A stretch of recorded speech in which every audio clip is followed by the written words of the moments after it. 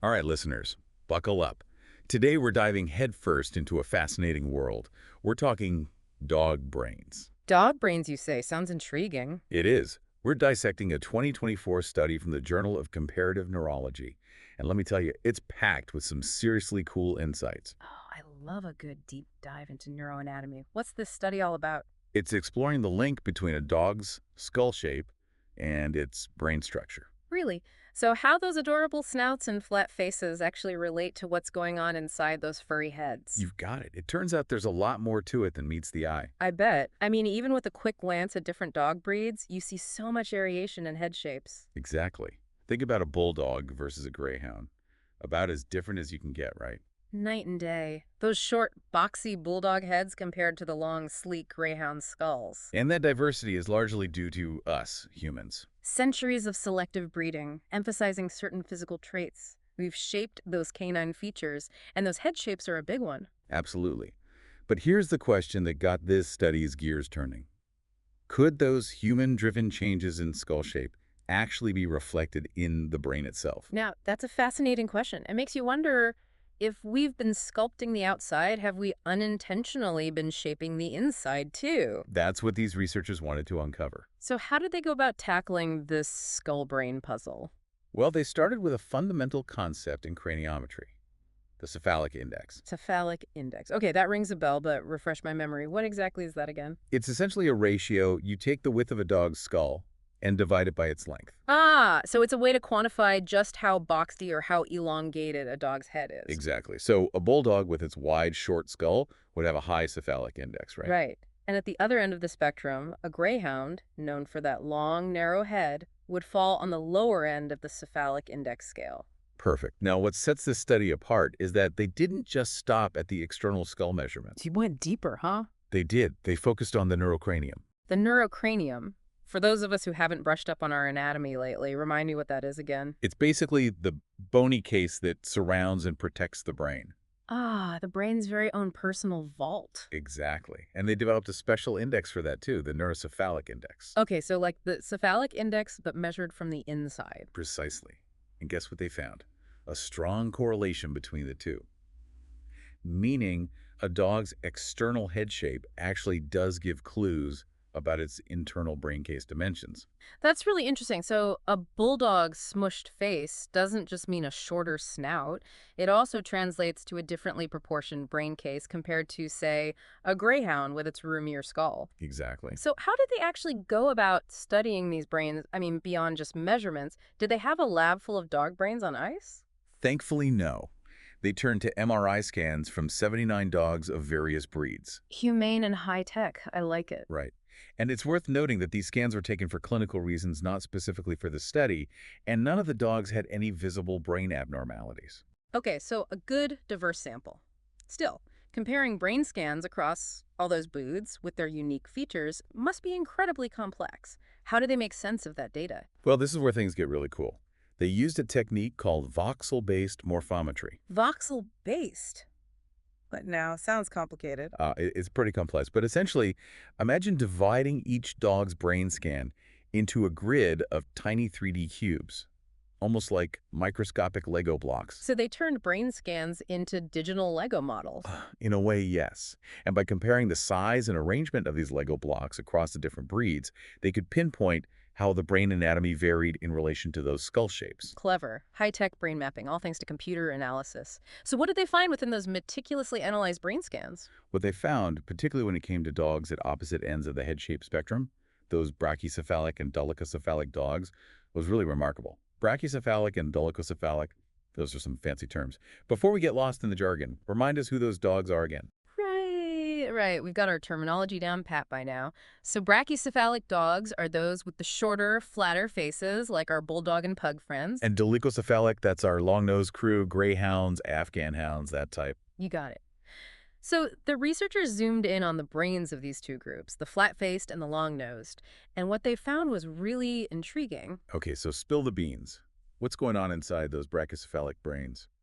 Well, one of the most significant findings was a reduction in gray matter volume in specific areas of their brains compared to dogs with more, shall we say, average skull shape. For gray matter, that's the heart of brain activity, Yeah, right? yeah. All those neurons firing away. Exactly. It's where the real brain power lies. So, seeing reductions in gray matter in certain areas could indicate variations in how those areas function. Hmm. So it's not that their brains are smaller overall, it's just certain parts are proportionally smaller compared to dogs with longer snouts. You've got it. And these reductions were primarily observed in areas at the front and back of the brain. Like what? Give us the specifics. Well, for instance, they found a smaller right olfactory bulb in these brachycephalic dogs. Wait, the right one specifically? Yeah, isn't that interesting? The right olfactory bulb. Huh. And just to jog my memory here, the olfactory bulb, that's the part of the brain responsible for processing smells, right? So does this mean our bulldog buddies might not be as good at sniffing out those hidden treats as, say, a beagle? That's a question researchers are still exploring. You see, this particular study was focused on brain structure, not directly on sniffing abilities. Right, But right. the fact that it was the right olfactory bulb specifically that stood out, that asymmetry, well, it definitely piques the curiosity and warrants further investigation. Definitely. It makes you wonder if there are subtle but real differences in how our flat-faced friends perceive and process sense compared to dogs with more, let's say, conventional skull shapes. So besides the olfactory bulb, what other brain areas were different in those brachycephalic dogs? They also found interesting differences in regions like the composite gyrus, which plays a role in processing sensory information from various parts of the body. Okay, so that's how they're taking in the world around them. Exactly. And then there's the cerebellum, crucial for motor control, coordination, and balance. Ah, so that explains those bulldog wobbles. Well, we can't say that for sure, but it's fascinating to consider. And they also saw differences in the ectomarginal gyrus, which is involved in visual processing, especially the recognition of faces. Wow, so we're talking about potential implications for how they move, see, and even interact with the world. It really highlights just how interconnected the brain is. But let's move on now to our other group of dogs, those dolichocephalic pups, the long-nosed companions. What's happening in their brains? This is where it gets even more interesting. These dogs also displayed reductions in gray matter volume, but the pattern was much more widespread and didn't neatly mirror what was seen in the brachycephalic dogs. So both extremes of head shape, flat-faced and long-nosed, are linked to variations in the brain. It appears so. That's pretty significant. It suggests that the brain is incredibly adaptable. It's finding ways to thrive within the space it's given. Right. Like fitting a large piece of furniture through a doorway, you might have to get creative. Exactly. So for those dolichocephalic dogs, was the olfactory bulb affected too? It was, but here's the kicker. It was a different part of the olfactory bulb than in those brachycephalic dogs. Whoa, even more complexity.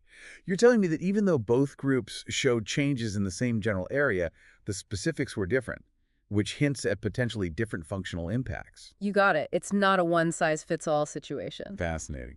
Anything else notable in the brains of our long-nosed buddies? They also discovered a link between reduced temporal lobe volume and potential differences in auditory sensitivity in those dolichocephalic breeds. The temporal lobe, that's the sound processing center, right? Exactly. So could this explain why some long-nosed breeds seem particularly sensitive to certain noises? It's definitely a possibility. And it seems to line up with some anecdotal observations about certain breeds. But it's important to remember that this study was primarily focused on structural differences in the brain. More research is needed to definitively confirm any direct links to behavior or sensory perception.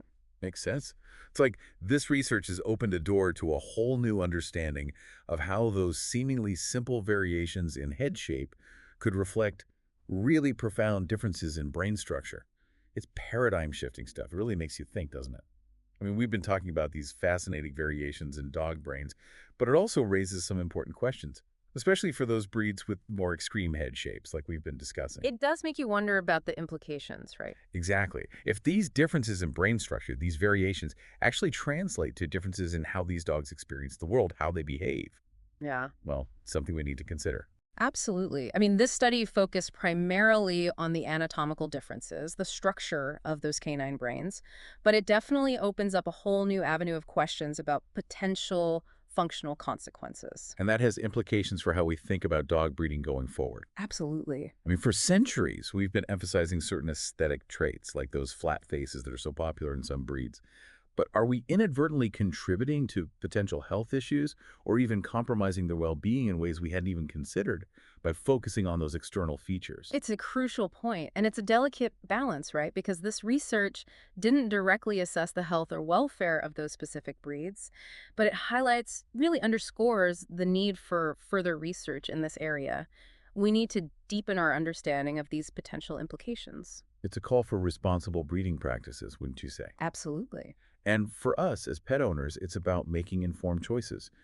We have to prioritize the health and well-being of our canine companions above all else. Couldn't agree more. This research is like a new piece of the puzzle, encouraging us to look beyond just the superficial, those external traits we find appealing. It's a reminder to think about the potential ramifications of those choices, both in terms of breeding and how we care for our dogs. Knowledge is power, as they say. And the more we understand these complex connections between a dog's skull shape, their brain structure, their overall health, the better equipped we are to be responsible owners and advocates for our furry friends. Well said. This study is a powerful reminder that dogs aren't just furry fashion accessories. They're complex beings with their own evolutionary history. And we have a responsibility to treat them with the respect and care that they deserve. Absolutely. Well, as a deep dive into the fascinating world of dog brains has been truly illuminating. Who knew there was so much to discover about those furry heads? It's incredible how much there still is to learn about these amazing creatures that share our lives. And this is just the beginning. This research opens up so many exciting new avenues for exploration. We can delve even deeper into the interplay of genetics, development, evolution, and behavior in these remarkable animals. Exactly. The possibilities are endless. To all our listeners out there, we hope this episode has sparked your curiosity and given you a newfound appreciation for the complexity of those canine companions. Remember, every bark, every playful nip, every tail wag, it's all a testament to the intricate workings of their amazing brains. So true. Keep those brains buzzing, everyone. And remember, curiosity is always worth exploring. Until next time.